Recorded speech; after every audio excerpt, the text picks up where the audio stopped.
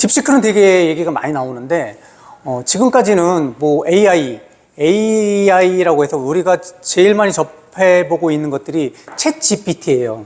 우리가 문장으로 물어보든 아니면 텍스트로 물어보든 아니면 그림으로 물어보든 뭐 동영상으로도 이제 물어볼 수 있어요. 동영상 자료를 올려서 그것에 대한 의견들을 구할 수도 있죠. 일반적으로 우리가 얘기하고 있는 그런 거대 언어 모델 뭐 이런 것들 어떤 질문을 하더라도 그것에 대한 일반적인 답변뿐만 아니라 거의 전문가적인 답변까지도 가능한 챗GPT를 우리들은 일반적으로 알고 있는데 얼마 전에 몇 달 전에 중국에서 딥시크라고 해서 중국형 AI 모델이 발표가 됐죠. 이때 굉장히 많은 논란들이 있었습니다. 그래서 어떤 논란이냐면 사실 보면 챗GPT를 이런 거대한 인공지능 모델을 만드는데 그것들을 학습시키는데 엄청난 돈이 들어가는데 그리고 엄청난 사용의 GPU, 그래픽 처리를 할 수 있는 그런 카드에 들어가는 메모리인데 그런 정도 그만큼 많은 돈이 들지 않아도 그 정도 챗GPT 정도의 수준의 인공지능 AI를 만들었다라는 것이 전 세계적으로 굉장히 큰 파장을 일으켰어요. 그래서 그 딥시크가 발표된 그날을 기점으로 해서 미국의 주가가 많이 출렁이기도 했습니다. 지금 미국 내에서 긴장하고 있는 것들이 이 AI에 대한 주도권이나 앞으로의 그런 신기술에 대한 테크 기업에 대한 그런 것들이 지금 무한 경쟁 체제로 돌입하고 있는데 미국에서는 끊임없이 계속해서 중국을 견제하고 있죠. 지금 여기 보면 딥시크가 한 달 만에 챗GPT 트래픽을 제쳤다는 얘기는 딥시크를 이용하는 사람들이 챗GPT를 이용하는 사람보다 더 많아졌다라는 그런 얘기예요. 실제로 2월에 5억 2,500만 건 정도가 사람들이 그 딥시크를 사용했다라고 얘기를 하고 있죠. 근데 아직도 뭐 프라이버시 논란은 실제 딥시크의 서버가 중국에 있기 때문에 중국 같은 경우에는 중국에서 뭐 거기 정부에서 만약에 필요할 경우 서버에 저장되어 있는 그런 정보들을 내놔라 그러면 내놓을 수밖에 없는 그런 구조이기 때문에 실제로 정보 유출, 프라이버시 논란 이런 것들은 아직도 계속되고 있다라는 그런 기사입니다. 여기 보면 고래가 상징하고 있는 것들은 딥시크 회사, 딥시크 모델 그런 그 상징하는 그 모습이 고래로 표현이 됐고 이 고래가 안고 있는 것들이 챗GPT의 그런 모형이죠, 도형이죠. 그런 모습들을 단적으로 보여주고 있습니다.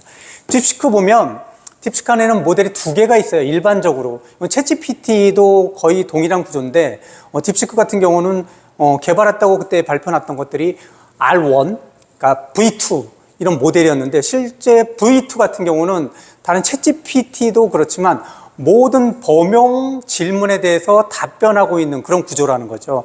뭐 이런 것들 일반적으로 지식과 정보에 대한 질문에 대한 답변들 뭐 이런 것들 뿐만이 아니라 어떤 문서를 내가 가지고 있는 문서를 올라가서 문서를 가지고 그 문서를 축약을 해준다든가 그 문서에 대해서 요점을 뽑아준다든가 정리를 한다든가 뭐 이런 모든 것들 이런 일반적인 범용 질문에 대해서 답변을 해줄 수 있는 것들이 V2 모델이라는 거죠.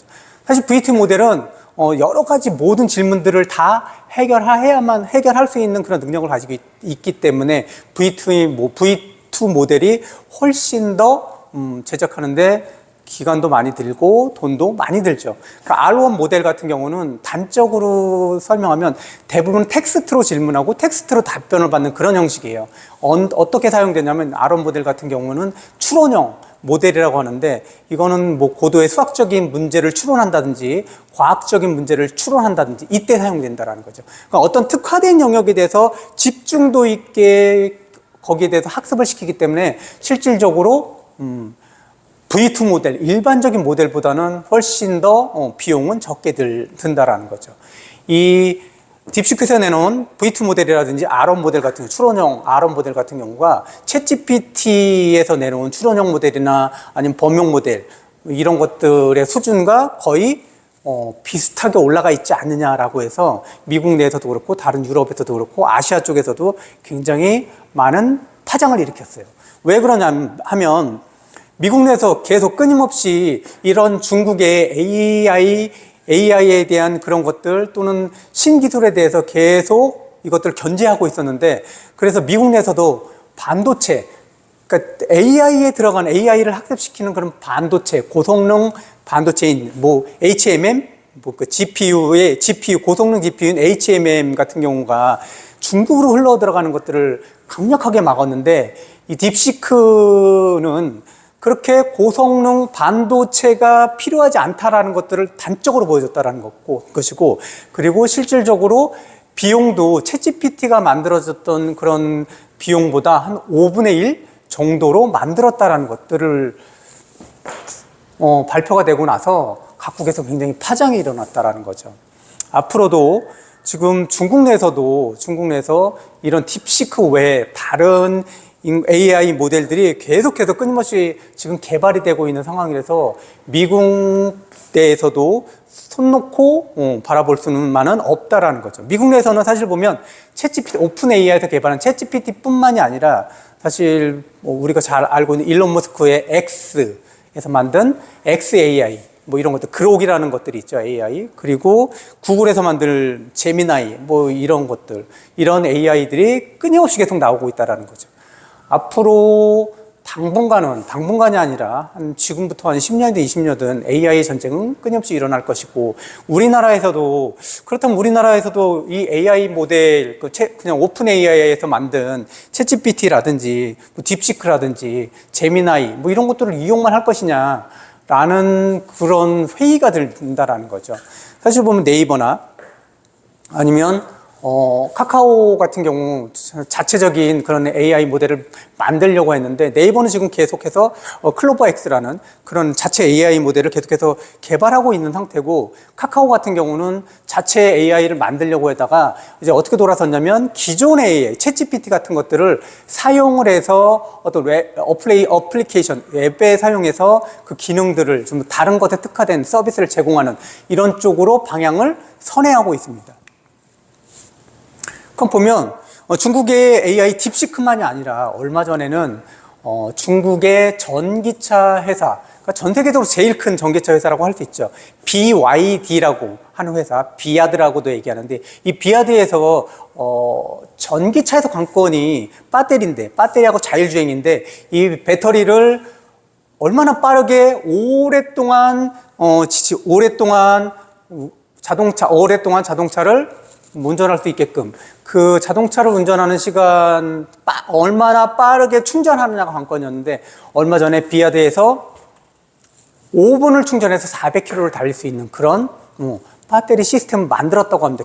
예전에는 중국에서 어떤 전자제품을 만들면 대륙의 실수 뭐 이렇게 얘기를 했었는데, 이 말은 옛말이 됐죠. 뭐 중국의 그런 테크 기술이 전 세계적인 수준에 올라간 것들이 굉장히 많이 나왔더라고요. 전기차도 그렇고, 뭐 AI 쪽도 그렇고, 뭐 우리가 잘 알듯이 드론 이런 것도 중국이 뭐 세계 최고고, 그리고 뭐 청소기, 가전제품 이런 것들, 이런 최첨단 기술이 들어가는 이런 제품들이 세계 뭐 1위 정도의 수준에 올라가고 있다라는 거죠. 그 한층 더 미국은 이런 중국의 발전 상황에 대해서 긴장의 끈을 놓지 못하고 있고, 우리나라도 또 그렇다라는 거죠. 여기서 보니까는 올해 미국이 마이너스 5.1%, 그러니까 S&P 500 기준으로 해서 마이너스 그러니까 전체적인 S&P 500이라고 하면 미국에서 그 대형주 위주로 했을 때 500개의 회사인데, 그 500개 회사가 마이너스 5.1%라는 거죠. 5.1%나 떨어졌는데, 중국의 주가는 18.1%나 올랐다라는 것들.